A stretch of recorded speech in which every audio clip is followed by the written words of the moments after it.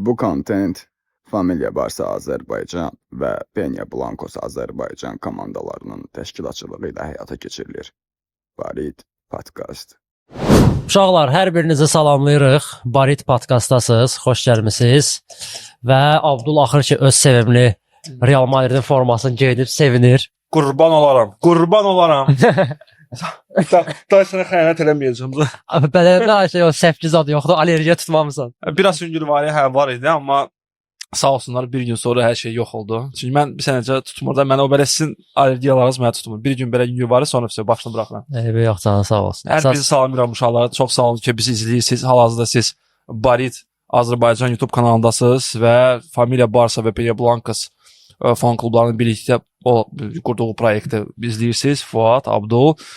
Bugün maraqlı bir epizod olmalıdır. Çünki bugün həm Real'ın fiyaskosunu müzakirə edəcəyik, həm Barcelona biraz bədbəxtsizliyini də müzakirə edəcəyik və maraqlı olacaq. Maraqlı olacaq. Başlayaq inşallah. Onda birincilərdən başlayaq. Kubokdan başlayaq. Azda da olsa kubokdan danışaq. Kubokda sana bir şey demək istəyirəm. Bir sual vermək istəyirəm sənə Fuad. Buyur.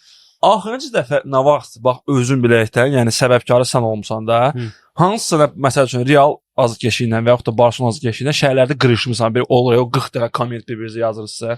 Axırıncı dəfə nə vaxt olub təxminən səndə? Olub belə bir şey yox. Olub. Bir Real azarkeşi var, düzün desəm, mənim səhifəmdə həmişə var, izləyir məni. Belə bəzən radikal şeylər yazır. Hətta. Amma deməyim ki, məntiqsiz yazır. Yəni yaxşı şərhləri var, amma radikaldır. Prosta razı deyilsən bəzi fikirlərə. Bəzi fikirlərə razı deyiləm, amma yəni normal şərhdir də. Yəni təhqir olmadan, sırf olaraq öz fikrini yazır. Bəzən söz soxucu şeylər yazır, amma həmin o şəxslə arada bir olur ki, mən məsələn uzun şəkildə kommentdə qırışırıq da, axıra kimi gedirik. Amma yəni çərçivələr qorunmaq şərti ilə. O çərçivələrin qorunması yaxşı bir söhbətdir. Sadəcə nəyə görə mən bu söhbətə başladım və sənə o sualı verdim. Keçən podkast bildiyiniz kimi mən sözümü tutdum. Formanı geyindim və şərhləri oxudum. Mənə maraqlı gəldi. Heç bir şərhinizə cavab yazmamışam, çünki mən artıq rahat bir əskərlikdən sonra bir 5-6 ildə, yəni mən heç bir şərhi, yəni kimsə mənə provokasiya etmirsə, mən şərhə yazıb kimdənsə spor eləməyə başlamıram. Çünki artıq bunun yəni biraz o yaşa da görə də ola bilər, biraz mənasız görə. İnsan olğunlaşır da. Hə, amma şərhlərinizi gördüm, Barcelona keçdiyinizdə tuturam. Adekvatı olsun, qeyri-adekvatı olsun. Fikirlərini daha doğrusu bildirdilər ki, forma geyinmisən falan 5 mekan. Ümumiyyətlə kimsə gözləyirdimi ki, mən adi prosta Barcelona formasını geyinəcəm və oturacam burada. Bəli, söz verdim ki, Barcelona formasını geyindim, amma söz soğucu məqamların olması normal bir haldır. Normal haldır. Yəni Fuad vəbşə deyir ki, mən azələ də gözləyirdim. Mən gözləmirdim ki, sən prosta normal adi forma geyinirsən. Sən sadəcə başqa məsələ görə deyirəm. Bir qardaş da yazdı ki, sənin haqqın yoxdur bu Negreira sözünü, bu müqəddəs formanın üstünə yazmağa.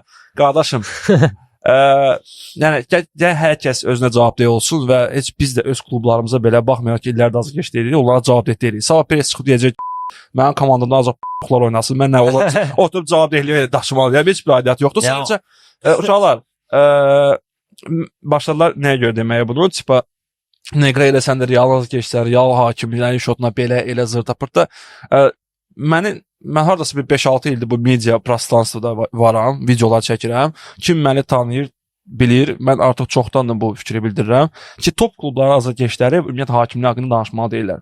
Məncə. Çünki lehinə də, əleyhinə də, xüsusən də vardan əvvəlki periodda çox hadisələr olub. Bir məqam sadəcə var ki, yazırlar ki, bəs Real bəzi çempionlar liqalarınızı haramçılıqla götürmüsünüz falan 5 mekan. Uşaqlar, unutmayın ki, bəli, Barcelona'nın lehinə də olub, istənilən klubun lehinə olub, bu mənasızdır. Və mən deyəndə ki, bunu müzakirə etmək mənasızdır, insanlar bizə nəyə keçirlər? Sizdə daha çox olub, nəyə ki bizdə? Bizdə də olub lehimizə. Sadəcə bunu yazanda ki, Real'ın bəzi çempionlar liqaları elədir, belədir. Siz fikirləşmirsiniz ki, cəmaət, məsəl üçün Real azkeş gəlibsə deyə bilər ki, nə bilim, bəs 6-1 PSG, nə bilim, Chelsea, nə bilim, Inter'la o Busquets'in simulyasiyası və s. Yəni, nə demək istəyirəm? Hal-hazırda mən Barcelona pisləmirəm. Məsələn, demək istəyirəm ki, siz yəni yazanda gözləmirsiniz. Niyə təəccüblənirsiniz ki, insan da gəlir cavabında sizin klubunuzda olan, lehinizə olan məqamları bildirəcək. Şəhərlərdə olur, yazırlar ki, bəs Ronaldo Bavariya 2017-ci il ofsayda. Siz ofsaytları gəlib qoyursunuz. Halbuki vardan əvvəlki periodda çox elə olub. İstənilən liqada, istənilən səviyyədə. Sadəcə Real niyə gözünə düşür cəmaatın? Çünki Real həmin illərdə uğurlu olub, daimi çempionlar liqasını qazandı. Və hər kəsin dünyanın fikri o oyunlarda olub da. Qardaş, Barcelona da olub, sadəcə Barcelona həmin məqamların bəzilərində Çempionlar Liqasını qazanmayıb deyənə o qədər də dildə deyil, nə qədər ki Real. Məsəl üçün remontada. Bəzi azkeşlər var, qürur duyur remontada. Remontada nə qürur duyursunuz? Hansı remontada? PSG ilə qürur duyursan həmin oyunu. Qürur duyuram deyəndə əlbəttə ki qürur duyuram. Bəli, orada qaranlıq yerlər var idi. Bu oyunumuzu almalıyıq. Yəni qəbul edirəm deyəndə məsələn sən Bayernlə oyunda qürur duymursan. Mən Bayernlə oyunla qürurla duyuram və sadəcə qürur duyuram. Sadəcə onun şeylərdə arqument kimi qeyd eləmək ki, offside məsələləri o periodda nə qədər aç yaz Barcelona offside mistakes ya da Real Madrid offside mistakes yaz. Nə qədər video çıxar qabağa TikTokda, YouTube'da. Bu yəni var. Prosta bunu demək düzgün deyil. Sən bu ilə qürur duyursan yoxsa yox. Sən Bayernlə oyundan sonra necə qürur duyursansa, mən də Bayern oyunda offside'lar vardı. Hansı ki offside'lar hər rəqibdə olur. Offside qalsın orada. Vidalın qırmızı vərəqəsi yox idi. Vidalın qırmızı vərəqəsi ondan əvvəlki epizodda nə qədər var idi? Harda var idi? Ondan bir dəqiqələr deyimsə 12-ci dəqiqədə bir epizod var idi. Yox, söhbət Real penalti Sanski vurmadılar sonra. Real Bayernlə söhbət. Real Bayernlə söhbət getmir. Mən sənə deyirəm ki, ikisi də mistakesdir. Yəni ikisi də hakim səhvidir. Sadəcə şərhdə yazan ki, məsələn Bavariya 2017 yazanda nə fikirləşir? Niyə göz təəccüblənir ki, adam da qarşısında desin ki, PSG 2016 və yaxud nə bilim çox vacib məqam var. Bunu niyəsə görə həmişə tarixdən istəyirlər. Busquetsin məsəl üçün simulyasiyası Thiago Motta'da. Hansı ki Thiago Motta qırmızı aldı. Düzdür, Inter keçdi yəni finala, amma Barcelona keçsəydi və bu nəzərə alsaq ki 11 nəfərlə oynamaq Interin o vaxtki Interində çox vacib bir amil idi Inter üçün. Yaxşı, nə olardı Inter keçsəydi? Həmin oyunda Barçanın ikinci qolunu da saymamışlar, amma halbuki qol çox təmiz bir qoldur. Belə məqamlar çox olur. Sadəcə birini deyirik, ikincisini demirik. Yəni orası var, amma mənim sözümün canı ki, demək ki, yəni bu ilə qürur duyuruq yoxsa yox. Məsələn, sırf bir oyun var ki, mən o oyuna görə bəli, az da olsa utanc yaşayıram. Bu da Chelsea-Barça oyunudur ki, 2009-da baş verənlər idi. Ondan qalan başqa belə, yəni belə kriminal Barçanın hakim belə səhvi ilə hansısa bir oyunda qabağa getdiyini mən yadıma gəlmir. Bəli, PSG ilə oyunu boynuma alıram. Orada məsələn Suarezin penalti epizodu var ki, Suarez orada şüvənliyin atdı başına. Orada penalti yox idi əslində. Və başqa epizodlar var idi orada. İndi xırda epizodlar yadımda qalmayıb. Amma Chelsea-nin onun biabırçılığı. Chelsea-nin oyunu elə təzə tema çıxıb ki, güya ki siz birinci oyuna baxmalıydınız. Birinci oyunda da Chelsea qardaşım mən onu yaza bilərlər 2013-2014 təvəllüdlü uşaqlara da. Mən 96 təvəllüdlüyəm. Mən o oyunu 13-14 yaşımda baxmışam. Birinci oyunu da yadımdadır. Olub, hər iki tərəf qarşı olub. Barcelona əleyhinə daha çox olub, amma ikinci oyun qədər ikinci oyun yox. İkinci oyunla müqayisə etmək deyil. İkinci oyun. Onu deyirlər də, onu deyərək müqayisə edirlər. İkinci oyun o futboldan kənar bir şey idi. Yəni o bilmirəm, handball idi, o beyzbol idi. Yəni futboldan kənar səhvlər idi o. Yəni elə bir şey görünmür. Futbol dünyasında zəif Chelsea deyildi bu arada həmin. Chelsea zəif deyildi. Heç zəif deyildi. Amma birinci oyunda olanlar sırf olaraq yəni oyunun taleyini həll eləyə bilərdi. Nə mənada? Həmin oyunda Barça artıq birinci oyunda taleyi həll eləyib Stefan Bridge rahat şəkildə gedə bilərdi. Orada Terry'nin epizodu oldu ki, onu çəkirdilər, penalti verilmədi. Ballar birinci hissənin ortasında artıq qırmızı vərəqə almalı idi, almadı. Etonun təmiz təkbətək epizodun hakim offside kimi qeydə aldı, halbuki offside yox idi. Demirəm, orada qol olmamışdı. Yəni oyunu hakim tez dayandırdı. Yəni bu səhvlər sırf olaraq futbola aid olan səhvlərdir də. Yəni gözlə görünən səhvlər idi, normal səhvlər idi. O səhvləri bəlkə gözdən yayındıra bilərdi. Yəni yayına bilərdi, bu normaldır. Amma sən həminki futbol üçün. Hə, həminki futbol üçün, bəli. Amma İngiltərədə baş verənlər o biabırçılıq idi. Orada məsələn Barçanın da lehinə səhv qərarlar olmuş, əleyhinə səhv qərarlar olmuşdu. Amma Inter cənabeyində Inter qalıb. Inter çıx adı beyindən. Həyatımdan Inter. Chelsea olanlar amma başqa bir şeydir. Yəni Chelsea olanlar ruslar demiş agrableniya vekada, yəni belə deyim. Yəni bunu boynumuza almalıyıq. Burada mən utanılası bir şey yoxdur. Ona görə də şolar şəhərlərdə çalışın hakimliklə bağlı bir-birinizi qırmayın. Bəli. Yəni deyirəm, mən də oturum yazım ki, Barcelona elə Barcelona belə cavabını Realın lehinə verilən qərarlara deyəcəklər. Oturacaq, nə deyəcək? Oturub bir-bir sayacaq ki, kimin qarşı lehinə. Bizim yaddaşımız da biz tarixçi deyilik. Yəni indi bəlkə bəziləriniz var ki, qayıdıb deyə bizə yazacaqsınız ki, Abdulsan orada onu niyə demədin? Fuadsan orada onu niyə demədin? Başa düşdün? Mən onu yadda saxlamıram. Abdul onu yadda saxlamır. İndi yadda saxladıqlarımızı deyirik. İndi bəlkə sizin bəzi şeylər var ki, 2017-ci ildə Realla Levante oynayırdı. Orada Levante'nin qapısına bu şapalaq vurdu Carvajal misal üçün atıram. Hə, onu niyə demirsiniz? Yəni bu səhvlər olub, var və olacaq da. Və tarixdə yazılır və 100 dəfə demişəm, bunu klubların adına yazmayın. Hakim əgər xiyardırsa, götürüb hansısa səhv qərar veribsə, Mansano kiminsə Hə, düz Hilmans- qərar verəndə belə əsəbləşirəm. bəziləri yazıblar, şoka düşdüm. Qaqaşlar ya, Hilmansonu onsuz həmişə realıb. Come on, bizim keçən il bir təmiz qolunu Yəni saymamış. o Bellingham qolundan sonra. Hilmansonu qabağımıza düşəndə pis olur. Yox. Come on da, O Hilmansonu. qoldan sonra, yəni o Bellinghamın o qolundan sonra mən əminliklə deyə bilərəm ki, o adamın ya Lisenziyasını götürmək lazım idi yəni. o heç o başqa məsələ. Yəni İspaniyanın bu dəqiqə 90% hakimlərin lisenziyası götürülməlidir. Amma belə bir şey deyəcəm, indi mövzuya qayıdacağam təzədən. Kubok oyunundan keçirən Promo Levante şeyə Real oyununa prosta hakim haqqında danışmaq istəyirəm o oyunda. İndi bilmirəm son hakimdən razı qaldın yoxsa yox. Bəlkə də sən hansı qərarlara görə razı qalmadın. Mən qərar söhbətini eləmirəm. Amma o hakim mənə ləzzət elədi. Kommentarda da deyirdi. İlk dəfə qısası Hə, ilk oldu onun Real oyununda. İlk dəfə Real'ın oyunu idi və təzə gəlib La Ligaya. Təzə Təzə sekundadan qaldı Hə, onu. təzə hakimlərdən biridir. Onun bir özəlliyi mənə ləzzət elədi o hakimin. Boş-boş şeylərə fit çalmırdı. Əsl ingilis futbolu gördüm mən həmin oyunda. Həm Real tərəfdən, həm Levante tərəfdən hər iki tərəfə mübarizə aparmağa icazə verirdi. Yəni doğrudan da sərt futbol gedirdi. Vinicius sözü arada bir dedi ki, mənə qarşı belə aqressiv var, aqressiya var. Vinicius orada yıxtılar elədilər, dedi ki, mənə niyə iştirak vermədi. Amma halbuki təmiz epizod idi. Yəni hakim gördüm ki, doğrudan da bəzi yerlərdə oynamağa imkan verirdi və doğrudan da ləzzət elədi. İndi orada penalti verdi, nədəsə bəlkə səhv qərarları ola bilər, bu normaldır. Amma sadə şeyləri deyirəm ha. O İspaniyada biz öyrəşmişik axı, adətən o sadə Prosta yıxıldın o Hətta saçına dəydir, fit çalır. Allah oyunun tempini yəni konkret öldürürlər. İkinci Türkiyə yaşayırıq da, elə bil. Türkiyənin biraz çoxdan artıq bunu yaşayır. Hə, Türkiyənin biraz inkişaf eləmiş formasındayıq. Yəni Türkiyə Süper Liqasının daha biraz inkişaf etmiş formasında. Hətta Türkiyə top liqa olsaydı elə bir İspaniya olardı. Ay sağ ol, hə. Amma bu hakim mənim xoşuma gəldi sırf o cəhətdən ki, hakim oynamağa imkan verir. Başlanğıcı verdi. Keçək Kubok oyunlarının müzakirəsinə bir balaca tarixçə Albacete 15 dəfə oynayıb Realla və heç birində udmayıb. Ta ki keçən həftə başlayan Albacete Real maçına qədər. Məncə Albacete'nin qalib gəlməsinin sırf bir nömrəli səbəbi Novruzda Albacete'nin formasının olmasıydı. Məncə də. O da O geydi formanı Novruz. Happy Novruzda. Happy Novruz. O nə qədər gülmüşəm. Novruz sən öpülü burada salamlarımızı göndəririk sənə. Adamlar niyə Albacete'nin forması olsun? Ecalət də Ediyə görə. Edi İsrafilov. Yaxşı, Edi İsrafilov da biz ad soyadıdır. Edi heç vaxt fikirləşməsən ki, Darış İsrafilov. Ay sağ ol, çox bir qəribə paradoksdur. Maraqlı bir hadisə baş verdi oyundan qabaq. İndi nəzərə alsaq Arbilo haqqında ilk öncə deyim. Qoruş Arbilo haqqında öz fikirlərimi bildirmə. Arbilo'nu tənqid etməyin heç bir mənası yoxdur. İndi sizə deyim, indi biz hər halda nəticəyə ona görə gətirdilər ora.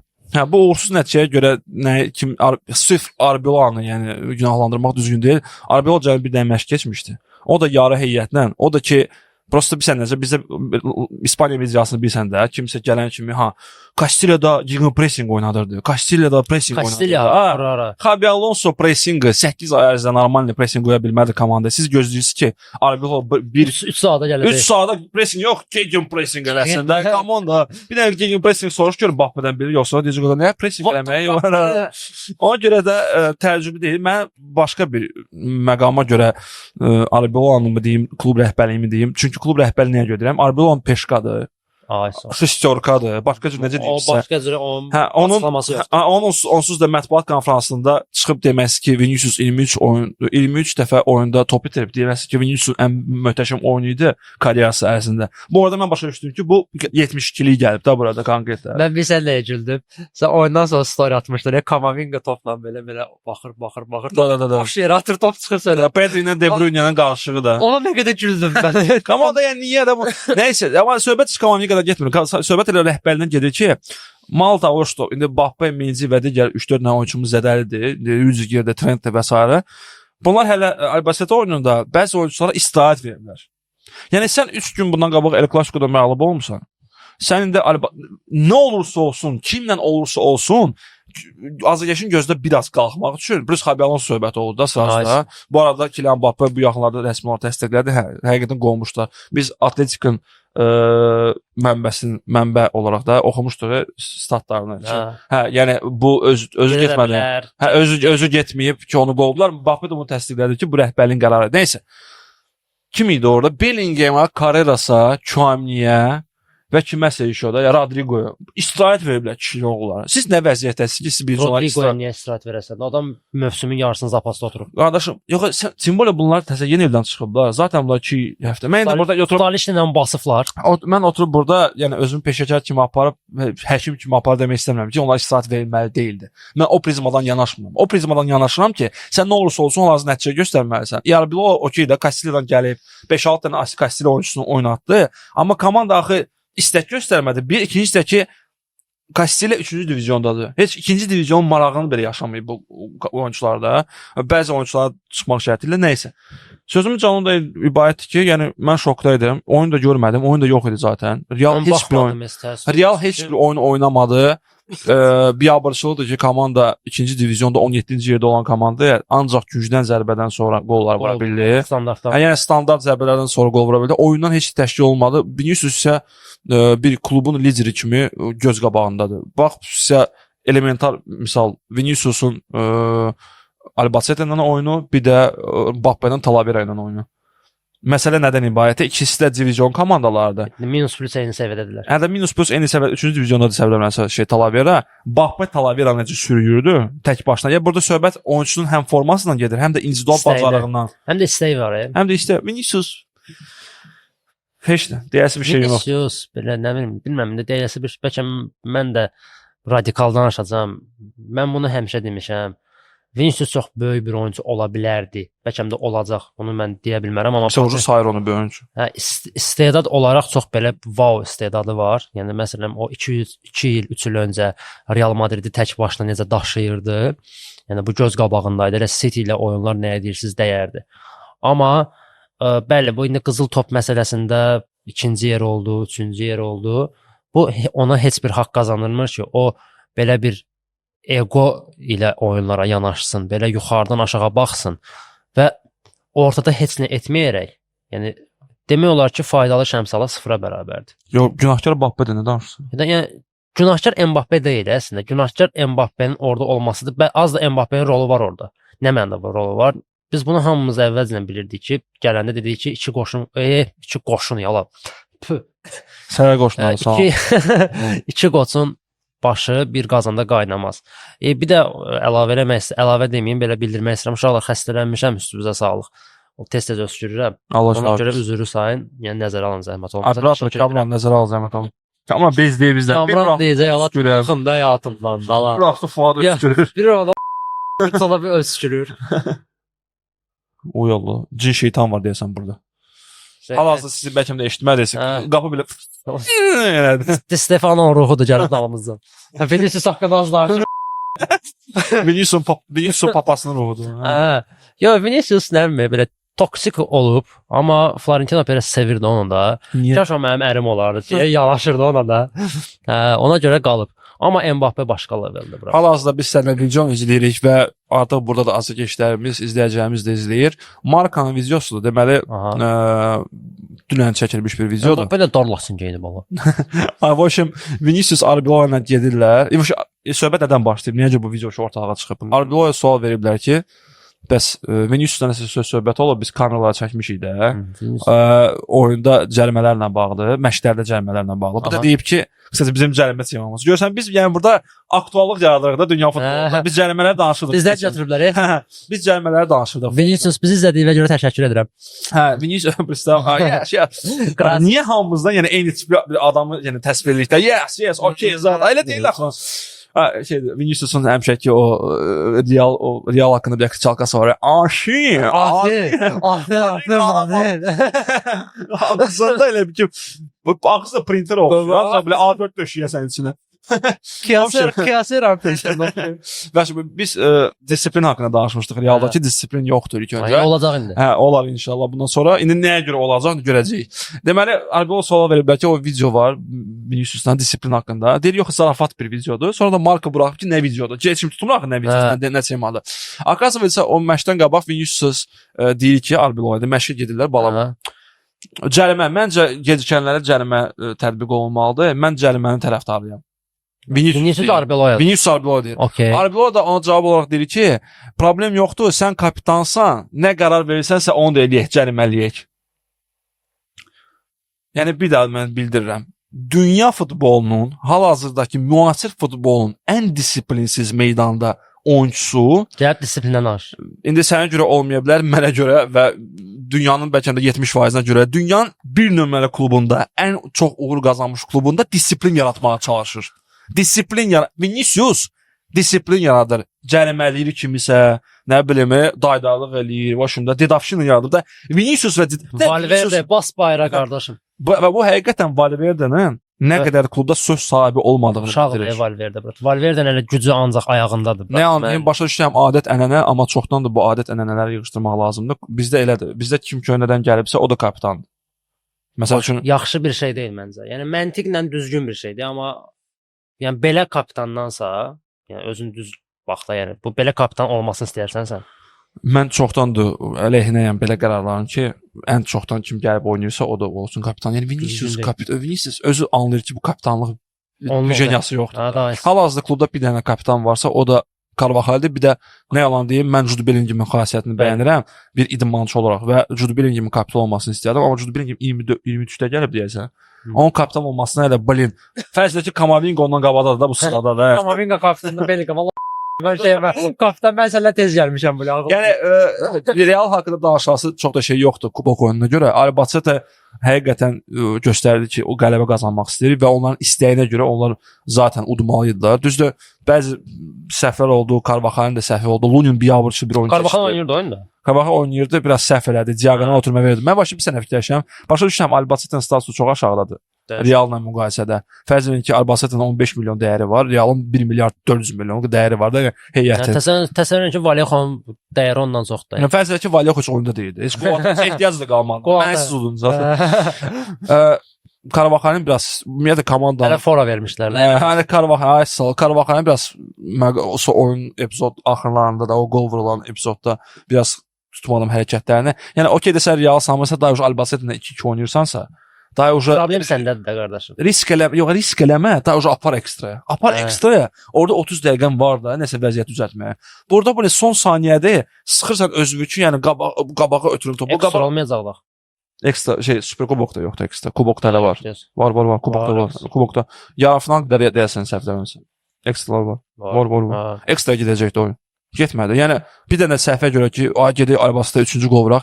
Nə vəziyyət idi? Bütün oyun görə belə oyun epizodları yaratmısınız ki, son saniyələrdə epizod yaratmağa çalışırdınız. Nə olsun Albacete-də? Nə olursa olsun. Qısaca bu Inter Barcelona oyununa da aiddir. 3-2 udurdunuz da məsələn də. Bu biraz sən necə o məsələdə 3-2 udurdun.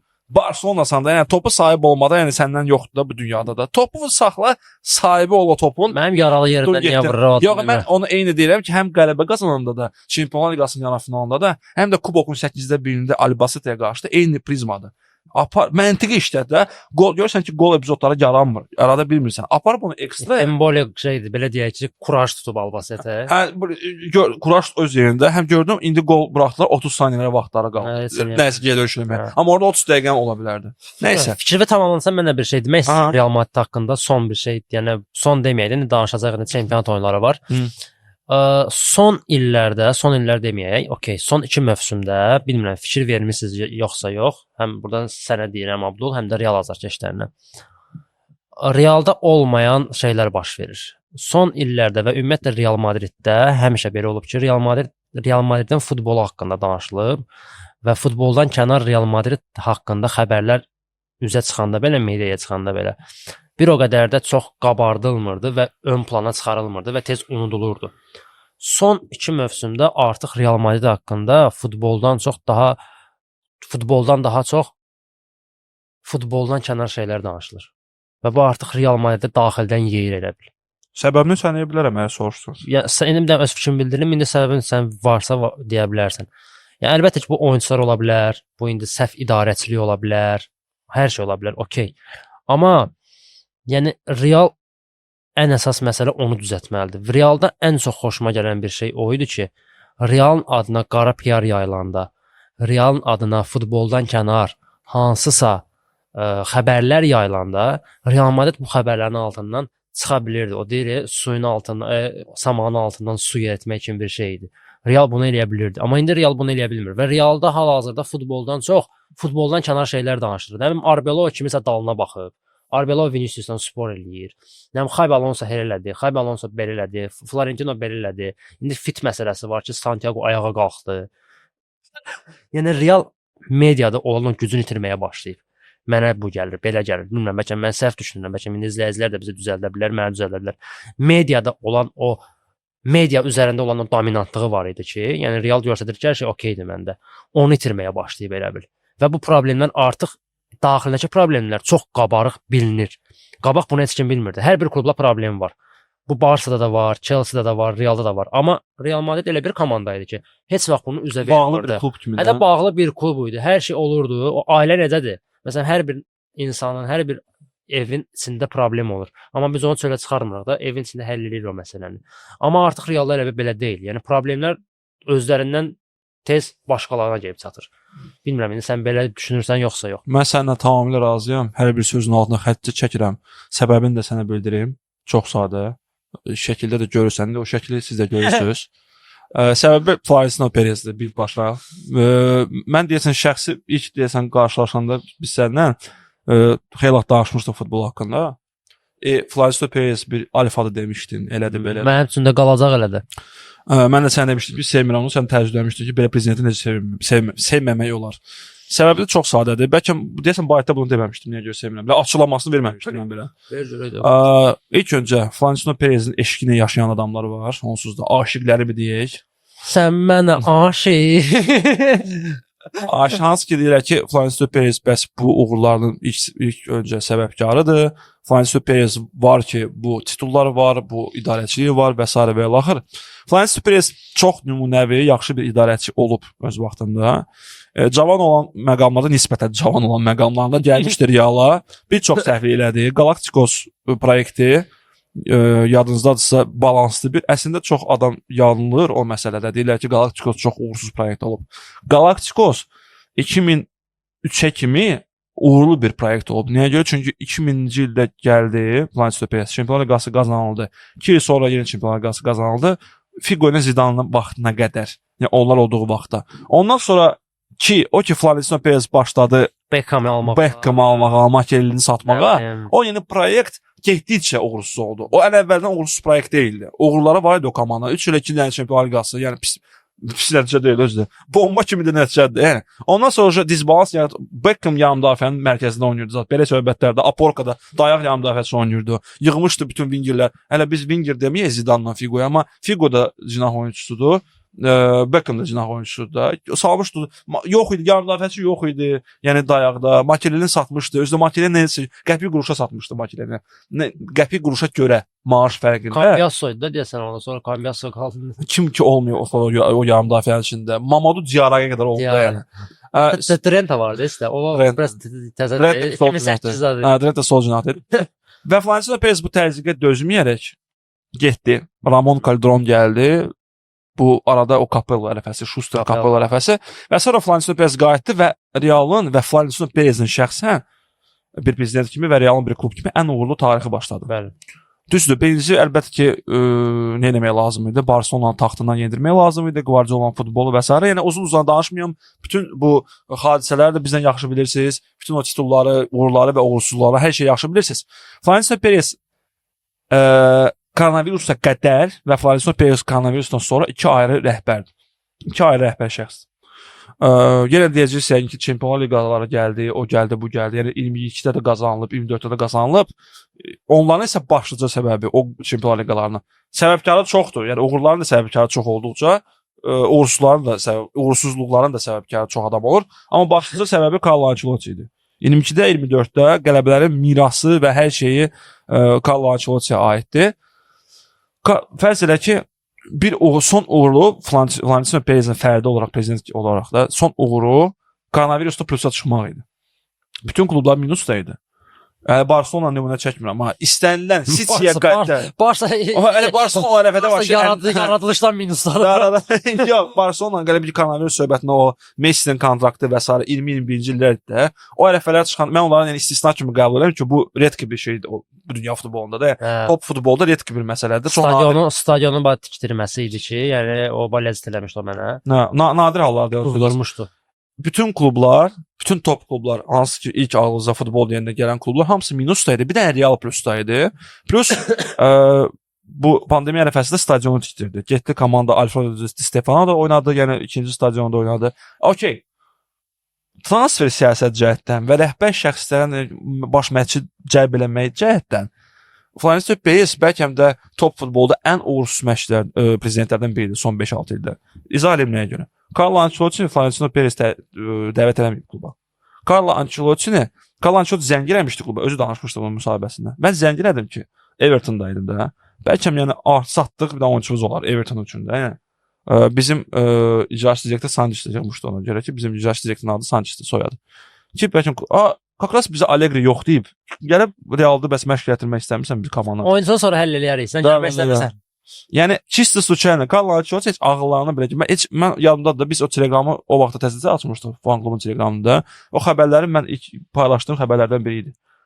Allegri yox dedi komandaya. Oyda yaxşı ki gəlməyib. Çünki Juventus onu ikinci dəfə çağırdı. Düzdür, Juventus ikinci dəfə gəlib uğursuz oldu. Allegri. Yəni Florentino Perez Allegri'ni çağırırdı kluba. Allegri'ni.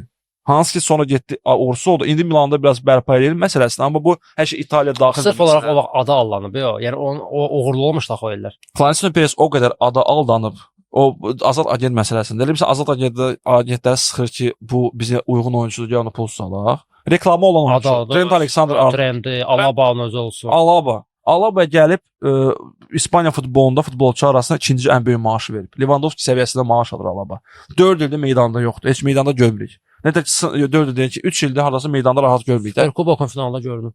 Carlo Ancelotti əslində Carlo Ancelotti'nin 22-ci ildə, 24-cü ildə gəlib Çempionlar Liqalarını qazanması bu indiki problemlərin əsas səbəblərindən biridir. Çünki o Florentino Perezə rahatlıq verdi ki, sənin komandanda nə olursa olsun, baş məşqçi gəlib həll edəcək məsələ və oyunçuların var, oyunçular həll edəcək. Yəni ki, o vaxt problemlər üzə çıxmağa başlayırdı. Prosta Ancelotti gəldi Çempionlar Liqasını gətirdi. O problemləri biraz ertələdi də elə. Yəni amma halbuki Carlo Ancelotti sastavı vardı. Carlo Ancelotti'nin sübut eləmək istəyən oyunçular çox idi. Hansı ki, o Benzema'da, Kroos'da, Modric'də. Onlar sübut etmək istəyirdilər ki, biz Ronaldo'suz Çempionlar Liqasını qazanmağa bacarırıq, yəni qadirik. Və bunu sübut elədilər. 24-cü ildə yenə sübut elədilər. 24-cü ildə yenə getdi Mbappé'nin bir yerinə düşmüşdü, yəni yayda, hücumçu almırdı. Carlo Ancelotti nə elədi yay ərzində? Götürüb Jude Bellingham'i hücumda oynatdı. Effekt də verdi. 4-2-dir sxem üzrə, amma Jude Bellingham həm Rom kimi idi, qaçırdı qabağa. Rombu da qabağa qaçırdı. Yəni belə məqamlar klub tarixində dərinliyə keçən və Florentino Perezin son 5-6 illik siyasəti cəhətdən çoxdur. Bunu dilə gətirən yoxdur, çünki çox adam futbolu ya realans keçidir, ya dərindən oturub baxmır. Ya realans keçləri dərindən məsəl bəziləri oxumur mənbələri. Deyirlər futboluma baxıram da mənə bəsdir ki, onlara da haqq qazandırıram mən. Digərləri isə məsələn belə dərin məsələ, mən də Barcelona haqqında çox dərin məsələləri bilmirəm. Çünki mən Barcelona azarkeşi deyiləm, oturub xəbərlərini oxumuram, sən bilərsən, mən bilmərəm. Amma gəlib səndən onun nəsə öyrənə bilərəm də. Florentino haqqında sən nə deyə bilərəm? Sən bu oyun deyirsən transfer siyasəti belə elə okey də, uğurlu olmadı. Nəsə bəlkə hardasa bəlkə Fortuna söhbəti var ki, məsələn tutuzdurdu bu Ancelotti ilə nə ilə. Mən Florentino'nun sırf olaraq transfer siyasətinə görə yox, başqa şeyləri də bəyənirəm. Nəyə görə? Bax sırf olaraq o media söhbətində və yaxud çıxıb çöldə başqa prezidentlər kimi, elə məsələn bizim Laporta kimi bir köpükdən püləmir və yaxud belə klubun statusunu belə yüksək yerlərə qaldırıb, nə mənada adın qaldırıb. Yəni bu adam klubun üzüdür də. Özü qaldırıb özü düşürür də var. Hal-hazır düşünmür. Yəni nə mənə düşünmür? Yəni mənə görə düşünmür o. On Xabi Alonso'nun adı batdı. Vinicius'un adı batdı, Mbappé'nin adı batdı, amma Florentino'nun adı batmır. O siz məsələn deyirsiniz ki, Florentino prezidenti belə eləyir, o getməlidir, fitə basırlar onu, eləyirlər. Amma o adam 1 qram da olsun aurasını itirmədi. Aurasını itirmədi? Yox. Mənə görə itirmədi o aurası. Yaxşı da, oca öz sənin doğma stadionun, hardan ki sən ultrasları qovmusan, 10 il bundan qabaq Florentino Perez ultrasları qovmuş. Yaxşı, Florentino'nun indi günahı nədir? Sən nə də görsən Florentino? Florentino günahı ondan ibarətdir ki, ilk öncə klubun daxili siyasəti var və daxili transfer siyasəti var. Hansı ki, son illərdə görürük ki, uğursuzdur. Çünki yanvarda transfer eləmək adətdir ki, eləmirik. Nə var, yayda eləyəcəyik. Florentino Perez öz vaxtında Saliba kimi futbolçuya 80 milyon vermədi, məsələn. Amma 60 milyon getə Höysenə verdi. Məsələn, misal çəkəm, deyəm, mən bunu almalıydı, bunu aldı. Amma fərz edək ki, o 60 milyon verdi də, Bormuta hövsünə görə. Şerki və Gehiyə Manchester City ümumilikdə 55 milyon pul verib. Bu bir məqam. Lyona istifadə edə bilərdi. Lyonun zəif. Yalvarır Reala gəlmək istəyir Şerki. Deyir ki, mən ömrü boyu madridist olmuşam. Məsələn də demirsən mən ancaq klub sevgisini nümayiş etdirən oyunçunun dalınca düşürəm. Dalınca düşərdi də oyunçunun. Gehi 20 milyon evro pul, 18 milyon maaş alır. Alaba 25 alır. Gehi'nin də City-də 18 milyon maaş alır. Bir. İkinci də ki, Florentino Perez'in əlbəttə ki, xarici siyasəti La Ligaya götürüb 50 dənə məhkəmə işi açıb. Məsələn də, bizim məsəl üçün çox adam şeylərdə yazır ki, indi daha çox neytral və yaxud da Barcelona gəncləri La Liga Real işləyir, La Liga Barcelona işləyir. Əgər biz belə bilmədiyimiz şeyləri danışmaq üstündə getsək, amma o gün Tebas babat qoydu Florentinoya. O Tebasla Florentino burdadılar, ikisi də var burada. Yəni nə mənada o şey söhbəti vardı. Negreira söhbətində dedi ki, yəni bu Florentino Perez haqqı tələb eləyir, nə araşdırılmasını istəyir. O neçənci illərin nümunə çəkdi ki, o vaxt oyun alğı satqısı olunmuş və o vaxtlar istəyir Florentino Perez bir dəfə də olsun ağzını açıb bu haqqda heç nə deməmişdi və bu haqqda öz fikrini belə bildirməmişdi, neytral yanaşmışdı. Amma deyir məsələ deyir Barselonaya gəldikdə sıraz ayağa qalxdı və çalışdı ki, nəsə şey eləsin. Az da olsa göstərsin ki, yəni nəsə problem var. Amma deyir belə hadisələr olmuşdu ki, Florentino Perez buna neytral yanaşmışdı. İndi bilmirəm bunların arasında o özü Tebas Real azar keçdi. Bilmirəm Real azar keçdi. Gözdən pərdə salmaq istəyir. Tebasın hətta Real azarkeşi olmasını deməsi belə Reala qarşı bir qara PR-dır. Çünki o deməmişdi ki, Real azarkeşi. O demişdi ki, mən canlıda Real azarkeşi olmuşam. Və əgər sən gəlib bu postda işləmək istəyirsənsə, sən hər hansı bir futbol azarkeşi olmalısan ki, futbola maraqlı olsun ki, mən gələm axırda bu futbolda bir rütbənin, bu vəzifəni qazanım. O cəhətdən demiş. O demişdi, mən Real azarkeşiyəm, davay. Real kef eləsin zat. Elə o mənada yox. Onu dəmkən vardı olmaq yozulacaqsan.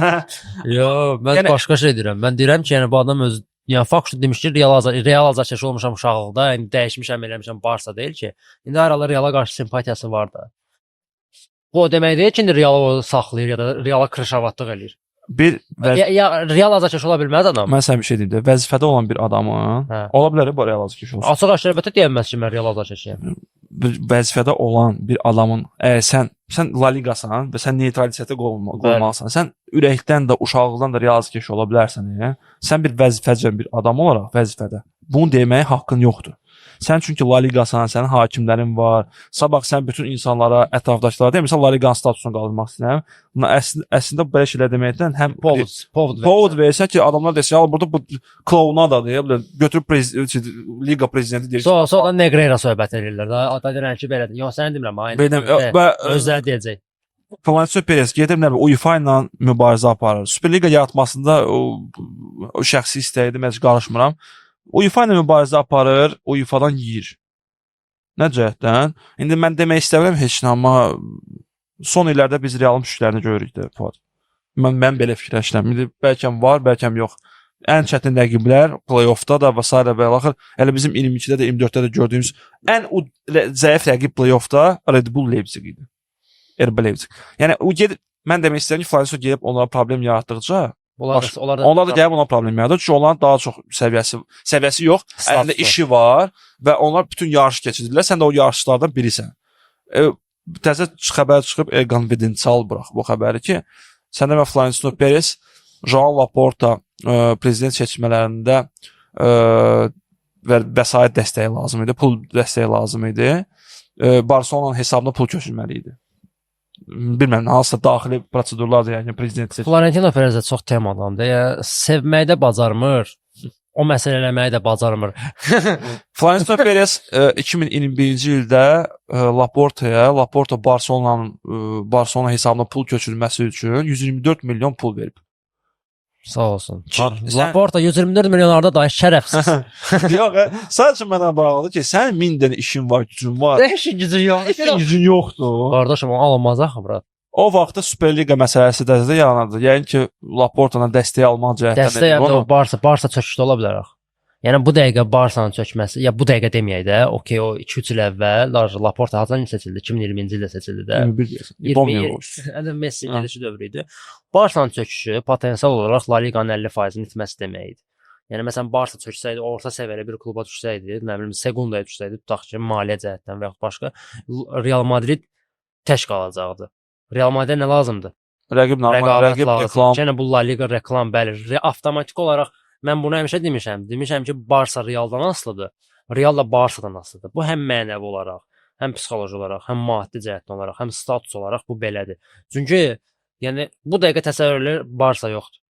Real Madrid əlini qoyacaq, hə La Liqadır, hə kimdir, hə Levante ilə xaltır deyələ, xrensinimdən. Grens yüzü. Hə də. O çünki Atletico normal rəqib deyil də. Atletico udacaq, hə. Atletico udacaq, kompensasiya eləyəcək də, yəni. Amma Barsa ən azından güc verir, həm mənəvi olaraq, həm rəqabətçil olaraq bu maraq qatır. La Liqada sərf eləmir bu. La Liqada indi bura Tebas deyil, başına yaxır. O Barsa olmasa ya da Real olmasa, indi təsəvvür elə. Daha Atletico belə olmasa bağışlayın 18 nəfər. 18 deyilmiş, 130 nəfər. Akazıb etsin. Hə. Yo, indi Atletico okeydir. Atletico belə deyim də. 40-40 Barsadır, Barsa Realdır. 40% Barsa, 40% Real, 20% də şeydir. Atletico etdi. Yəni onlar olmasa, yəni 40-40, 10% Atletico və 10% Ay sağ ol, əla. Bax qəşəng. Bu vəbşə zordur. Yəni bu dəqiqə La Liqada nə Barsa olsa, nə Real olsa, La Liqa xiyar olar. Olmasa. Atletico olmasa deyər elə nə cəhənnəmə. Yoxsa amma qalsan yaxşı olar da. Zəmzə qəmişsən bunlara. Arada bir nəsə qızıqlayırsan da belə. Nəysə Murat, məncə biz çox danışdıq bunu. Gedək şey. Yəni heç nə. Deyəcəydim ki, elə xarici siyasəti belədir. Olmonun qeydiyyatına keçmə nəsə dəstək verməsi, falan meşməkə. Dəstək verəcək. O da ki, məhkəmə cəhətdən dəstək verir. O ki, məhkəmədə buraxmırlar. Yadında idman şurasında. Orada dəstək. Çünki Chelsea La Liga dəstək verə bilmirdi. Verə bilməzdi. La Liga qoymurdu. Olmon məsələsi o öldürdü də bizi də. Önümüzə girdi ötən mövsüm. Nə sözümü ona gətirirəm ki, get öz işinlə məşğul ol. Onsuz gördün Super Liqada Barcelona atdı səni. Axıra kimi getmədi səndən Super Liqada. Nəyə görə canını orada öldürürdün, canından gedirdi, dəstək edirdin Super Liqa məsələsində Barsa girişməməli idi. Yəni Barsa sırf olaraq pul allandı orada. Və baxmadı 1 milyard belə qəşəng söhbət idi ki, yerində kökündən həll olurlar. Bütün problemlər amma yəni sən əgər belə dala verəcəydinsə, nəyə görə girişmişdin? Ay Laporta adama deyərlər. Yəni gedirsənsə bunu axıra kimi get, biraz mujikliyin olsun. Yoxdursa yəni bunu nəyə girişmişdin bu söhbətə? İndi bax qalıb ortalıqda da şey Super Liqa məsələsi. Amma yəni ümumiyyətlə Super Liqanın olmasına mən etiraz edirəm. Yəni məncə o deyil bura.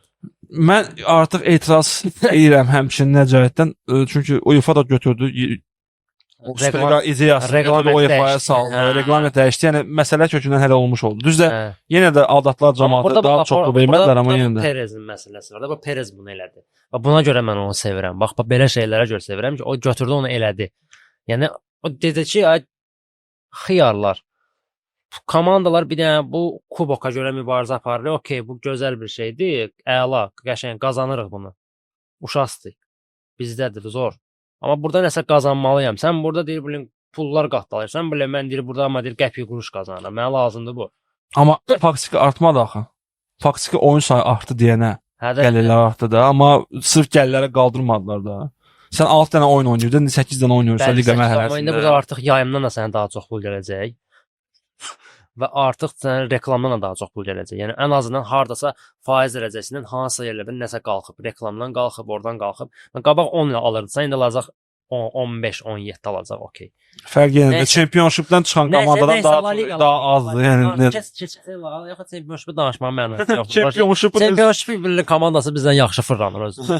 Racing Barcelona haqqında deyiləcəyin nəsə desəm. Racing Barça haqqında deyiləcəm odur ki, yəni Barça kurajda çıxmışdı oyuna. Çempion olmuşlar, Mırta çıxmışlar ki, yəni Racing-lə oynayacaq. Racing-lə belə pis oynamadılar. Birinci yerdə də sekundadır. Hə, sekundada bir yerdə qəşəng oynadılar. Barsanın orada bir-iki yerdə bəxti gətirdi. Birinci hissədə mırtdaşırdılar. İkinci hissədə hə, Ferran-la hesabı açdılar. Dedilər ki, okey, nəsə eləyərik. Sonuncu dəqiqədə artıq Racing məsələni həll eləyə bilərdi. Əlavə vaxt olacaqdı. Amma Joan qarşısında sol əlini qoydu ortalığa, dedi ki, yox qardaş, alınmayacaq. Yəni o momentdən sonra getdi bir dənə də şey qoydu. Yamal qoydu, məsələni həll elədi.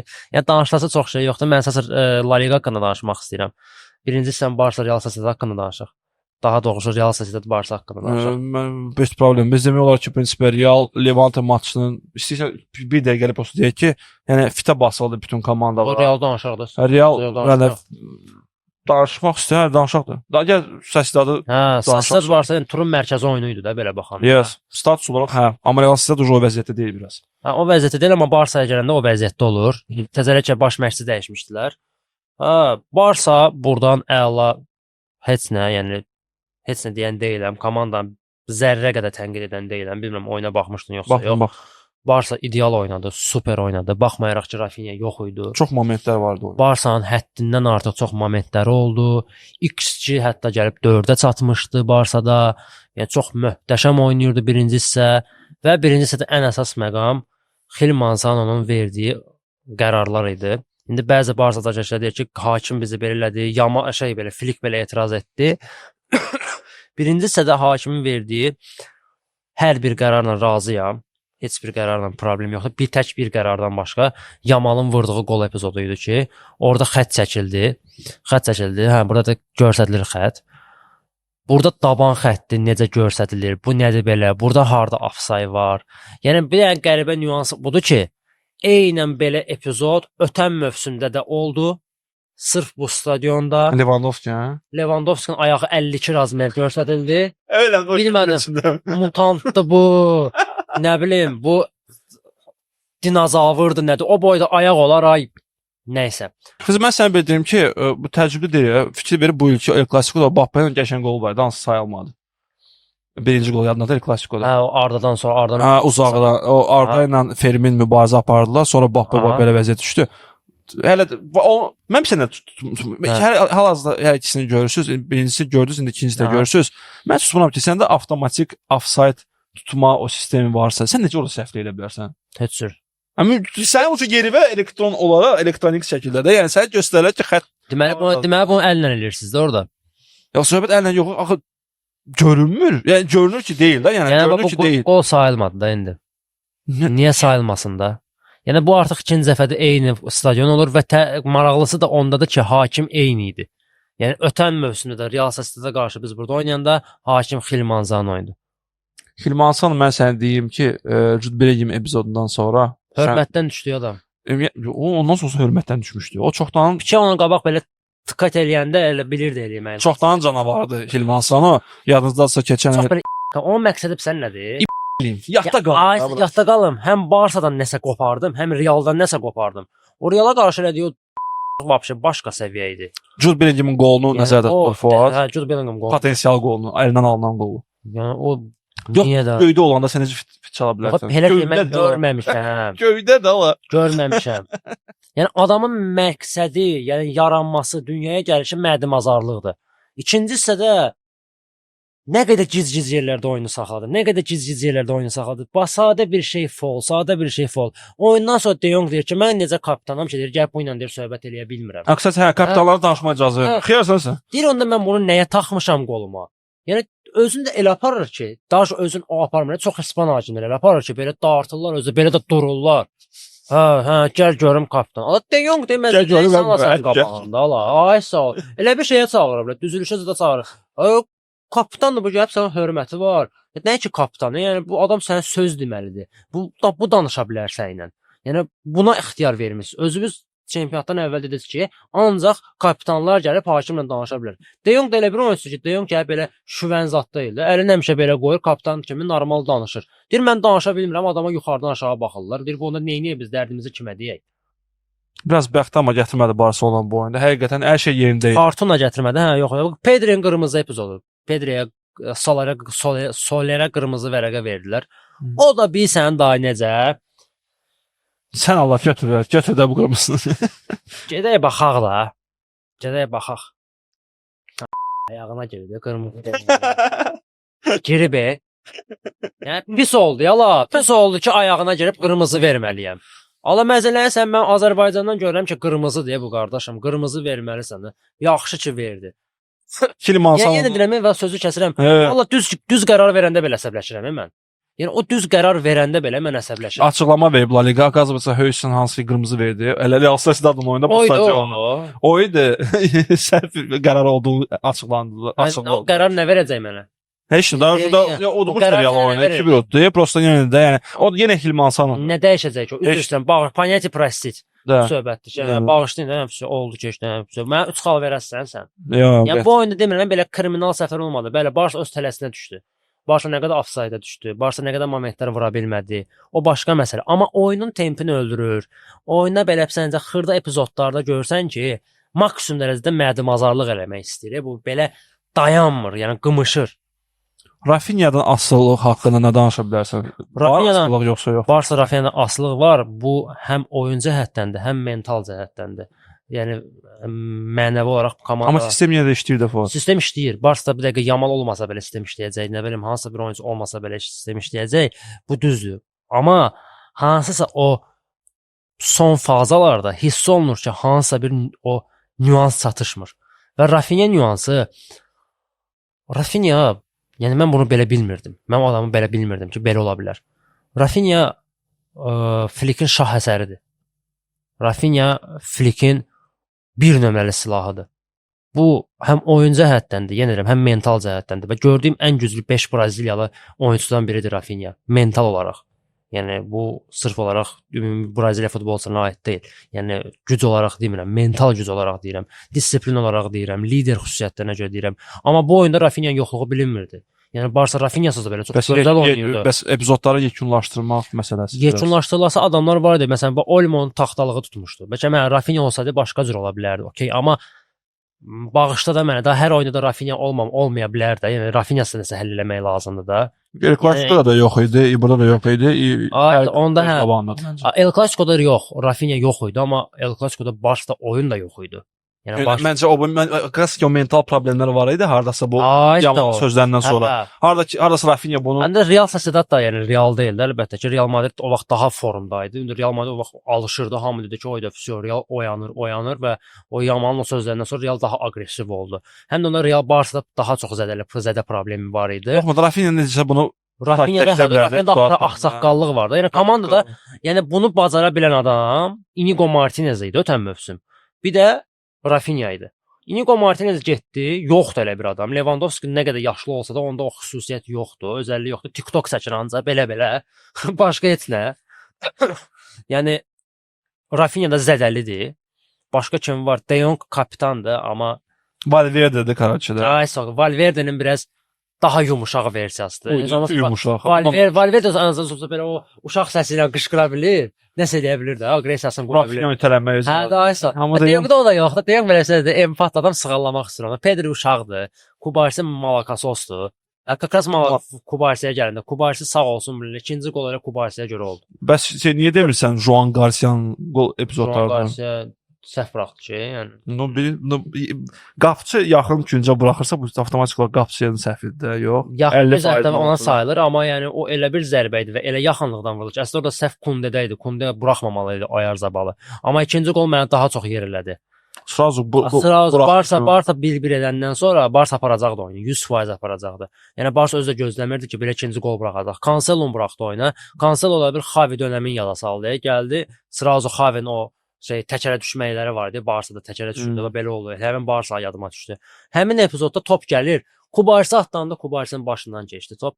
Yəni ondan sonra olanlar oldu. Kubarsi biraz yumşalıb, bayaq mən o çıxışında da onu demişdim, Fıdın çəkilişində də. Kubarsi həmin sərt Kubarsi deyil, yola. Inigo Martinez'in effekti var deyəcəm. Qardaşım 2 il əvvəl Inigo Martinez var idi, bura.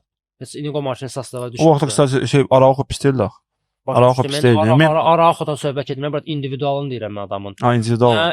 Osimhen baş eləyirdi, ya Osimhen heç eləmirdi ona. Prime Osimhen. Mbappé ilə dirəşirdi PSG-nin oyunda. Başqa oyunlarda burun dayanmırdı. 16-17 yaşı vardı adamın, təzə 17 yaşı olmuşdu. İndi daha biraz böyüyüb, daha belə cüssəli olub, boyu artıq. Bir də yaşı sözün deyirlər.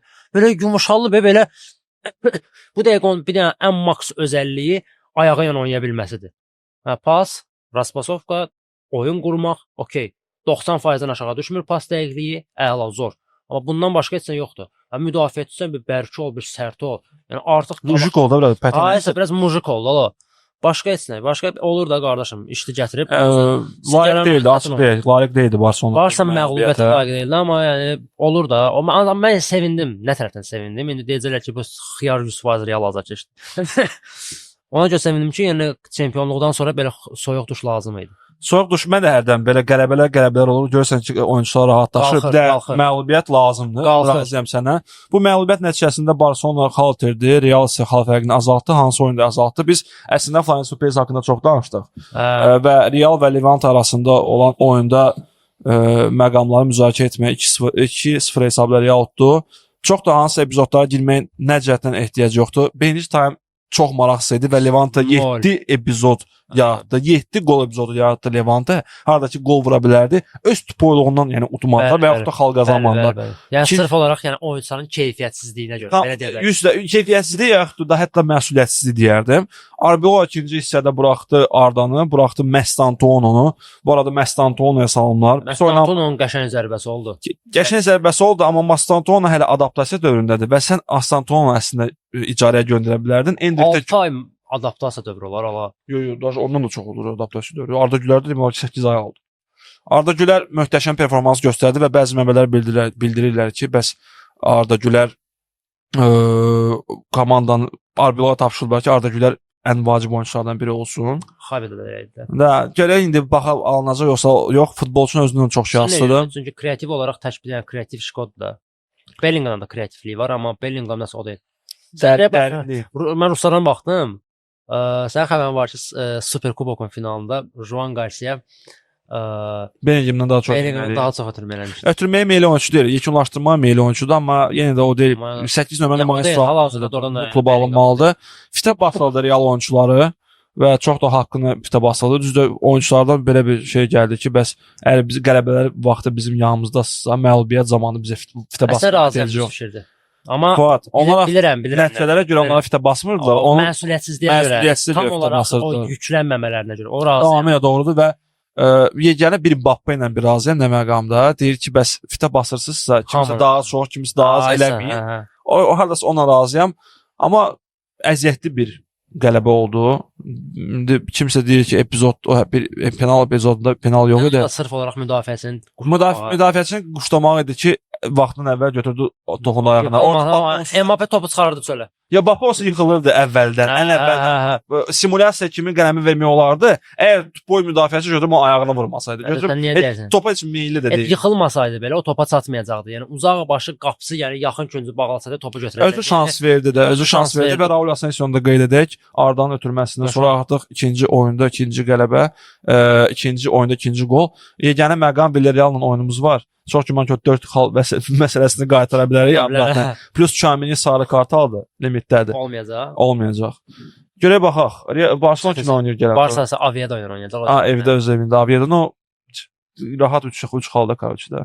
Bilmək olmaz, yəni bu Barçada biz özümüzdə preklusion yazmasaq bunu heç kim eləyə bilmir. Uşaqlar, bugünkü müzakirələrimiz bu qədər. Biz gedirik Real Monaco maçına baxmağa və ümumiyyətlə biz bu buraxılışı Çempionlar Liqasına əvvəl çəkirik. Siz artıq buraxılışa baxanda Çempionlar Liqasının nəticələrini biləcəksiniz. Biz gələn buraxılışda elə Çempionlar Liqasını danışacağıq. Bir də La Liqanın o turunu danışacağıq. Villarreal Real maçı var. Bir də ki Barcelona Aviada maçları var. Təxminlərimizi verək Çempionlar Liqasına. İlk öncə istəyən sən başla. Real Madrid Monaco, Real Madriddə oynayırlar. 2-1 Real Madrid qələbə. 3-2 güc balayla.